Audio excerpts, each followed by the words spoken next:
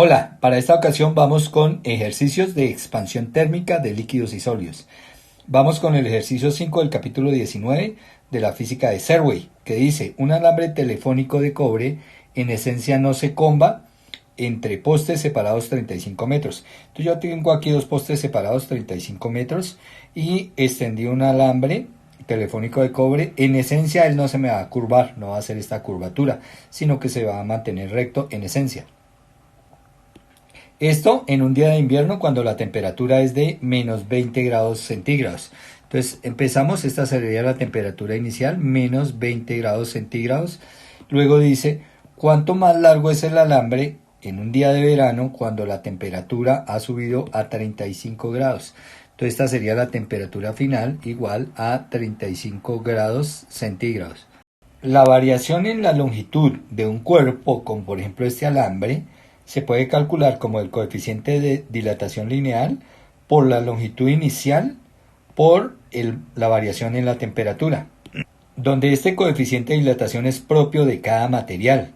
En este caso, como nos hablan del cobre, entonces vamos aquí a la tabla, ¿cierto? La tabla 19.1, donde nos presenta los coeficientes de expansión, tanto lineal como superficial, de varios elementos. Por ejemplo, aquí buscamos el cobre. Entonces aquí está el cobre. Entonces nos dice que el lineal es 17 por 10 a la menos 6. Entonces colocamos acá que el alfa del cobre es de 17 por 10 a la menos 6. Fíjense las unidades sobre grado centígrado.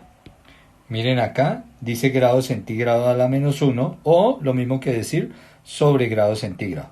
Ese es el coeficiente de dilatación del cobre. El delta de T, la variación de temperatura, recuerden que es la temperatura final menos la temperatura inicial. O sea que nuestro delta de T para este ejercicio, la temperatura final, los 35 grados centígrados menos la temperatura inicial, que fueron 20 grados centígrados. Entonces la variación de temperatura fueron 35 y 20, 55 grados centígrados. Eso fue el incremento de temperatura, que es la variación de temperatura. Y entonces, como ya tengo alfa, tengo delta de T y tengo la longitud inicial, porque L es su I, entonces vamos a tomar que son los 35 metros, y ahí tengo mis tres datos para reemplazar en mi ecuación, ¿no? Entonces traigo mi ecuación acá, esta es mi ecuación, y voy a reemplazar ahí dentro de la ecuación. Bueno, la voy a llevar a esta parte de arriba. Ya aquí ya he reemplazado, he hallado el cambio de longitud, ¿cierto? He reemplazado el coeficiente de dilatación lineal, la longitud inicial y la variación de temperatura.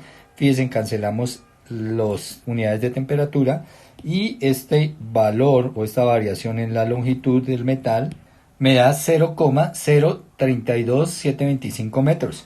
Como esto no es común y no es cuantificable ese número para nosotros en nuestro cerebro, entonces corremos estos tres lugares hasta acá y decimos que esto es 32.725 milímetros. O sea, 3 centímetros, ¿cierto? 3 centímetros y casi 3 milímetros.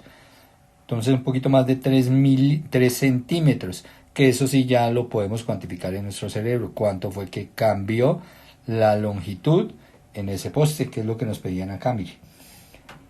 ¿Cuánto más largo es el alambre? Entonces es más largo 32 milímetros.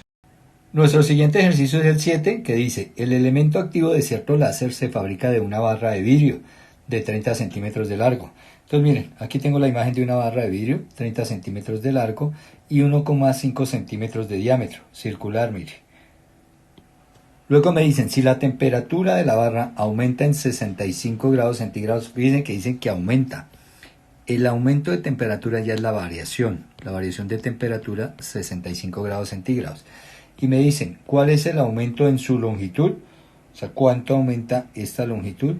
¿Cuánto aumenta su diámetro? ¿Y cuánto aumenta su volumen? Suponga que el coeficiente de expansión lineal promedio del vidrio es de 9 por 10 a la menos 6 grados centígrados a la menos 1. Entonces nuevamente partimos de nuestra ecuación, que nos dice que la variación en la longitud de un objeto es igual al coeficiente por la longitud inicial del objeto por la variación de temperatura.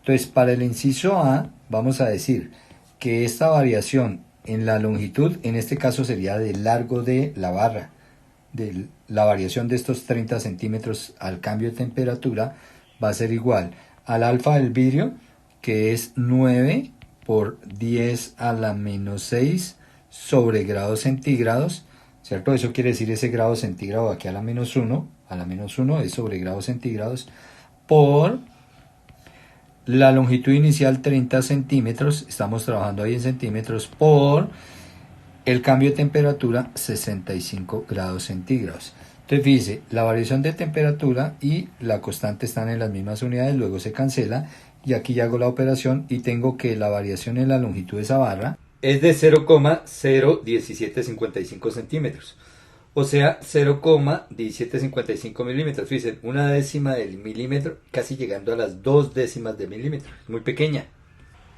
Ahora vamos para el inciso B. Entonces en el inciso B me dicen la variación de su diámetro. Ojo, solo me dicen diámetro, no me dicen la variación de la sección transversal. Si fuera la sección transversal sería esta y sería dilatación superficial, pero me dicen es solo la variación aquí en el diámetro. El diámetro viene a ser una longitud, entonces hago exactamente lo mismo, aplico esta misma ecuación. Ahí está, variación de la longitud, el alfa, que es el mismo, el del vidrio. La longitud inicial pues será la del diámetro. Entonces esa me dicen que es 1.5 centímetros la longitud del diámetro y el mismo cambio de temperatura, los mismos 65 grados centígrados. Entonces si reemplazo, ahí está. Entonces el diámetro 1.5 centímetros, el alfa y la variación de temperatura, esto me da 0.0008775 centímetros. Claro, esto es algo muy pequeño. Viene a corresponder a 8 milésimas de milímetro. Pues es inapreciable al ojo la variación en el diámetro de esta barra. Ahora nos vamos para el inciso C. Para la variación en el volumen, entonces vamos con una ecuación que tiene esta misma forma, pero que me habla de la variación de volumen. Me dice variación de volumen es igual a beta, que es el coeficiente de dilatación volumétrica, por el volumen inicial del objeto por el cambio de temperatura.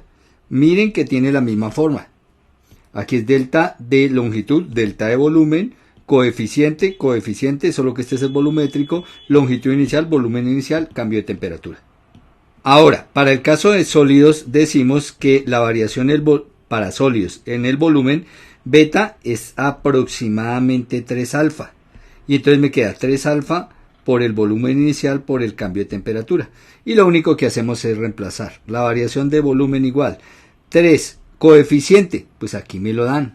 Me dan este que es el lineal, 9 por 10 a la menos 6, y que es 3 veces, aproximadamente 3 veces este, me da el volumétrico.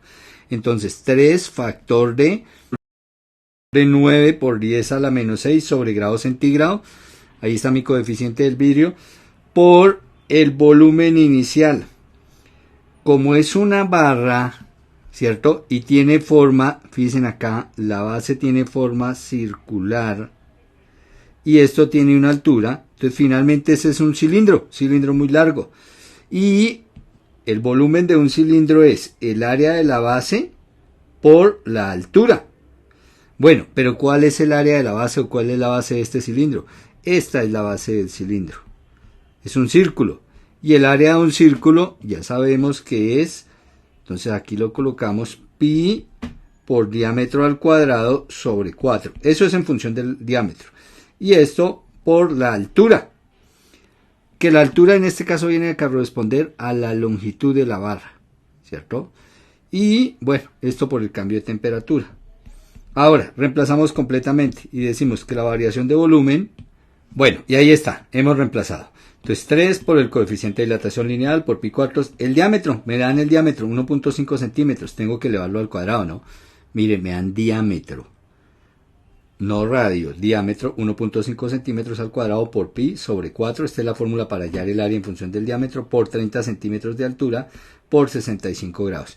Bueno, las unidades aquí lo que importa es que la temperatura esté en las mismas unidades y claro, obvio, estas dos deben estar en las mismas unidades, pero no tienen que ser metros. Pueden ser centímetros y la respuesta me va a dar en centímetros. Y entonces, cuando yo hago la operación, me dice que el cambio de volumen, el cambio en el volumen me da 0,0930 obviamente centímetros cúbicos porque tenemos centímetros cuadrados y centímetros cúbicos. Ese es el cambio en el volumen de toda esta barrita. Ahora vamos con el ejercicio 19.8 que nos plantea.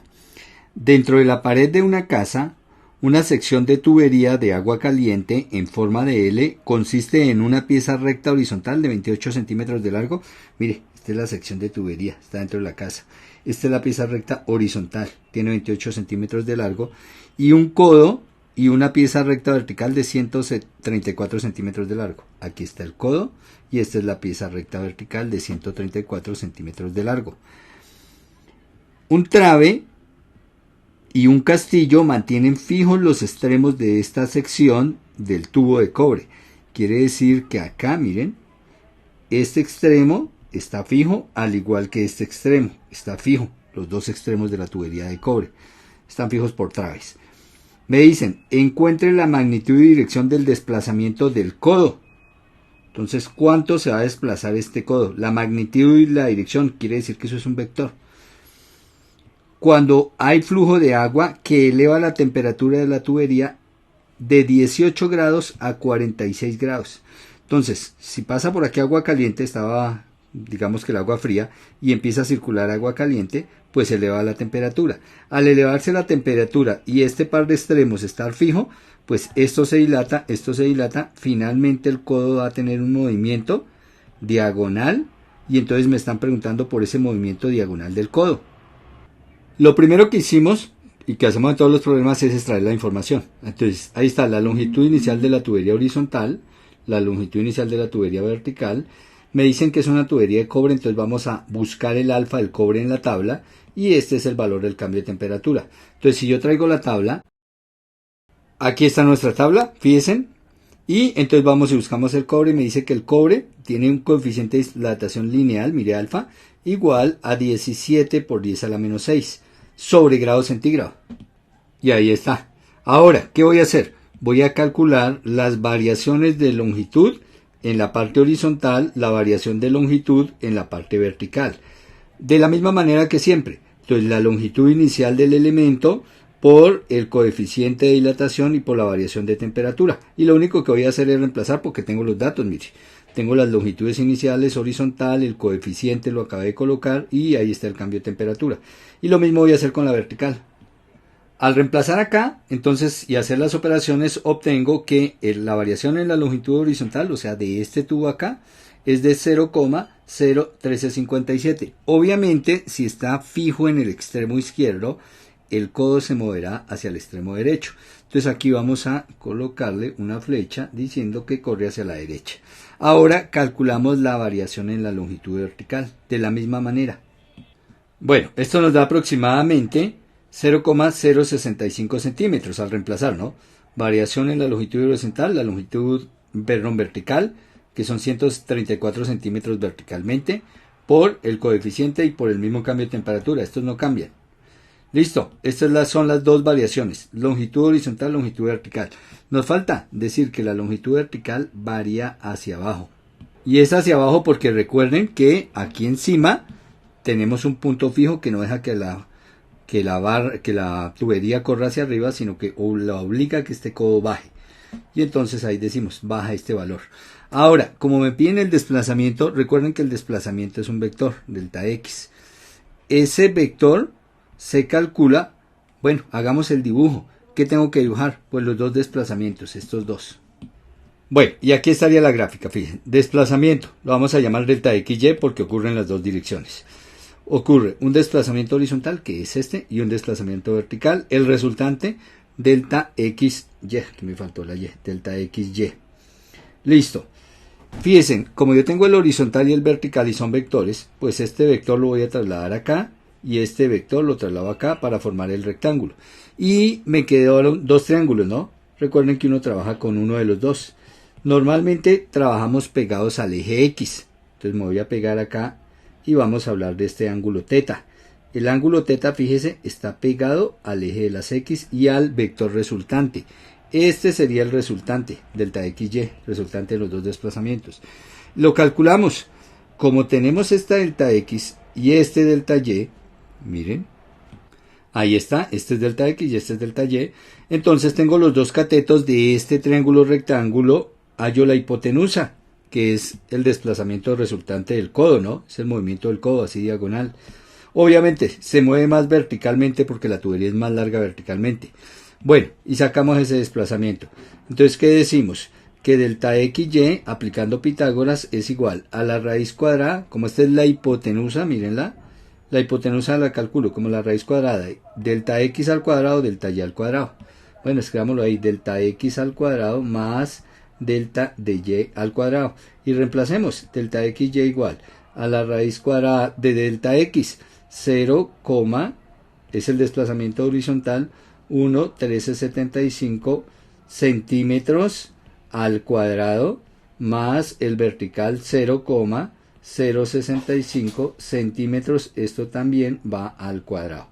Y ahí ya tengo el desplazamiento total, delta XY, nos da 0,0664 centímetros.